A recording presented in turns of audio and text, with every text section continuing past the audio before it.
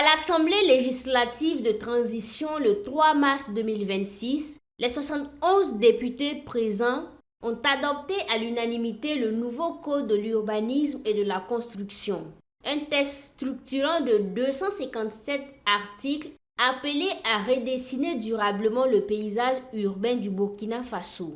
Présenté comme un instrument de rupture, ce code entend moderniser en profondeur la gouvernance urbaine. Son ambition est claire: mieux planifier, encadrer et maîtriser l'urbanisation dans un contexte de croissance démographique soutenue. Au niveau du domaine de l'urbanisme de façon générale, il a été question surtout de définir de nouvelles opérations d'urbanisme qui tiennent compte aussi de l'évolution de nos villes, notamment la requalification urbaine et la réhabilitation urbaine qui nous permet également de traiter certains anciens quartiers et de les adapter en tout cas au constat que nous avons actuellement et aussi à l'évolution qui a été constatée au niveau de ces agglomérations-là.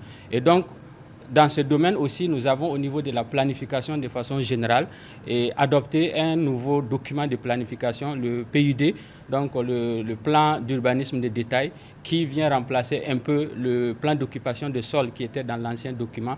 Et ce document a l'avantage d'être beaucoup plus simplifié, moins coûteux à élaborer, mais aussi à l'échelle géographique, il est plus restreint. Donc il permet de préciser en tout cas les orientations qui sont définies dans le schéma directeur d'aménagement et d'urbanisme. Donc à ce niveau aussi, c'est une avancée, et notamment et essentiellement au profit des collectivités territoriales qui vont pouvoir en tout cas en fonction de leur budget disposer aussi d'un document de planification qui lui permet d'orienter ses investissements.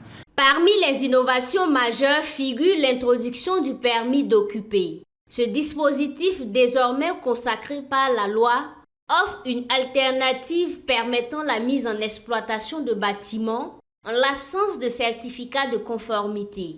Au niveau de la construction, là aussi les innovations majeures, c'est de pouvoir simplifier les différents actes de construire, les autorisations de construire. Et l'élément central ici, c'est le permis de construire. Donc avec l'adoption de ce code-là, nous allons mettre en place des structures qui sont adaptées, qui nous permettront non seulement de rationaliser en tout cas la procédure, mais surtout de réduire les coûts de production du permis de construire, mais aussi de réduire considérablement les délais de production. Donc ça aussi, c'est véritablement une innovation majeure.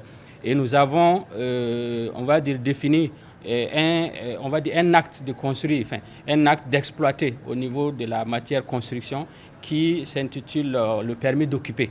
Comme vous savez, lorsqu'on construit un bâtiment, vous avez au début le permis de construire et à la fin, vous avez un certificat de conformité qui prouve que vous avez construit le bâtiment conformément, en tout cas au contenu du permis de construire, et ça vous permet de l'occuper.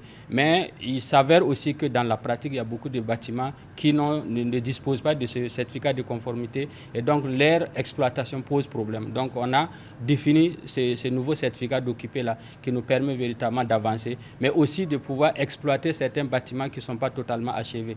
Au-delà de cette avancée, le texte unifie des dispositions jusqu'alors éparses, assure une cohérence accrue des interventions dans le secteur et promet une simplification notable des procédures administratives. Nous avons également traité des questions des acteurs qui interviennent dans la chaîne de construction, définir leur rôle, mais surtout leur incompatibilité. Donc entre les maîtres d'ouvrage, les maîtres d'œuvre, l'entrepreneur, le bureau en charge du suivi, contrôle, etc. Tous ces concepts, tous ces acteurs ont été définis avec leur rôle, mais aussi le périmètre de leur action. Et sans oublier aussi l'aspect contrôle. C'est bon d'avoir le code avec des normes, des règles, mais s'il n'y a pas de contrôle derrière, l'application de ces normes-là pose problème. Donc nous avons également renforcé la structure qui est en charge du contrôle de toute la réglementation des normes de construction et d'architecture et d'urbanisme également. Donc à ce niveau, les agents qui vont être en charge du contrôle auront le statut d'officier de police judiciaire qui leur permettront de renforcer leurs capacités, en tout cas de pouvoir mettre l'ordre dans le domaine de la construction, mais également de l'urbanisme. Et pour ce faire, ce document d'une importance stratégique ne sera en aucun cas relégué au rang des intentions sans suite, souligne Mikailou Sidibé. Les tests d'application seront rédigés sans délai afin de garantir une mise en œuvre rapide et produire des résultats tangibles sur le terrain. L'adoption de cette loi intervient après son approbation en Conseil des ministres le 23 octobre 2025.